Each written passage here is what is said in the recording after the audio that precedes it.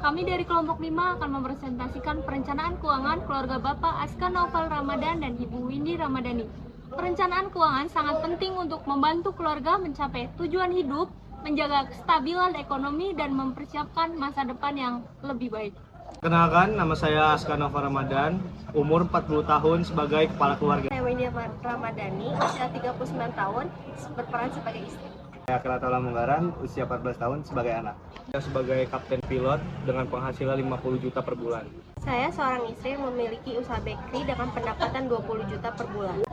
Dari kedua sumber pendapatan tersebut, total pendapatan keluarga mencapai 70 juta rupiah setiap bulan.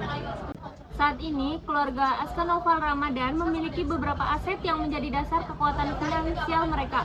Antara lain, rumah senilai 500 juta rupiah dengan tenor 5 juta per bulan selama 15 tahun.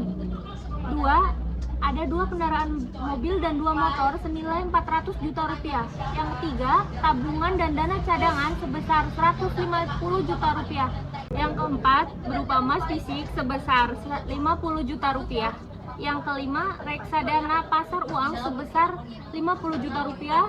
Dan yang terakhir, berupa asuransi jiwa, kesehatan, dan kendaraan. Selanjutnya, mari kita lihat arus kas bulanan dari keluarga Aska Naufal Ramadan. Penghasilan KPR rumah senilai 5 juta per bulan. Kedua, premi asuransi yaitu 5 juta per bulan.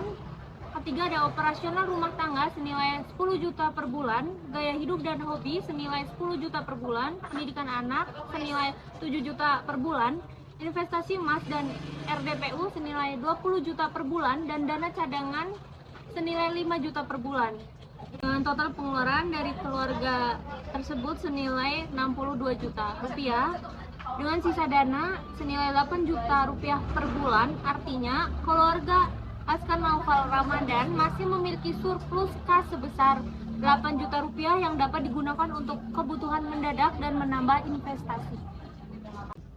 Untuk menjaga kondisi keuangan tetap sehat, keluarga menerapkan beberapa strategi, yaitu memiliki perlindungan melalui asuransi jiwa, kesehatan, dan kendaraan. Yang kedua, menyiapkan dana pendidikan anak secara rutin per bulannya.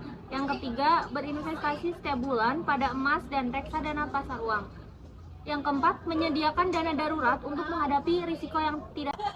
Yang terakhir, mengontrol pengeluaran agar tetap sesuai dengan kemampuan finansial keluarga. Selanjutnya, keluarga kami memiliki goals yang kedepannya ingin seperti apa, atau memiliki goals yang ingin kita capai. Yang pertama, ada goals jangka pendek, yang mana goals jangka pendek ini 1-3 tahun. Tujuannya ada beberapa poin. Yang pertama, menambah dana darurat hingga setara 12 bulan pengeluaran. Yang kedua, meningkatkan pendapatan usaha di bakery. Yang terakhir, menambah investasi emas dan reksadana. Cara mencapainya yaitu, yang pertama, mengalokasikan sebagian dari sisi dana 8 juta per bulan ke dana darurat. Yang kedua, memanfaatkan media sosial dan platform digital untuk memperluas pemasaran usaha bakery. Yang ketiga, menambah nominal investasi secara bertahap setiap kali pendapatan usaha meningkat. Yang terakhir, mengurangi pengeluaran yang kurang penting agar dana dapat dialihkan ke tabungan dan investasi.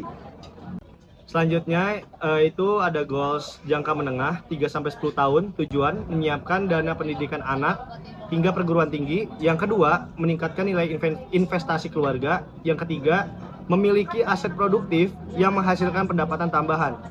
Cara tercapainya itu yang pertama, menabung dana pendidikan secara konsisten sebesar 7 juta per bulan. Yang kedua, melakukan diversifikasi investasi ke instrumen yang lebih beragam sesuai profit resiko keluarga. Yang ketiga, membeli aset produktif cara ruko atau properti sewa ketika dana investasi sudah mencukupi. Yang terakhir, melakukan evaluasi portofolio investasi setiap tahun untuk memastikan target tercapai. Panjang, yaitu 10-20 tahun. Yang pertama itu melunasi KPR rumah tepat waktu. Yang kedua, menyiapkan dana pensiun yang memadai. Dan yang terakhir itu mencapai kebebasan finansial atau financial freedom. Nah, caranya seperti apa? Yang pertama, membayar cicilan KPR secara rutin dan juga melakukan pelunasan dipercepat apabila mendapatkan bonus dari pekerjaan.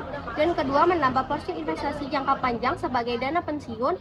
Dan yang ketiga, mempertahankan gaya hidup sesuai dengan kemampuan agar tidak mengganggu keuangan keluarga. Membangun sumber pendapatan pasif dari investasi dan aset produktif sehingga kebutuhan hidup tetap terpenuhi saat pensiun nanti. Berdasarkan analisis yang telah dilakukan, keluarga Aska dan Windy memiliki kondisi keuangan yang sehat, pendapatan yang stabil, aset yang cukup besar, perlindungan asuransi yang memadai, serta investasi yang dilakukan secara rutin menjadi modal penting untuk mencapai seluruh tujuan keuangan di dalam keluarga tersebut.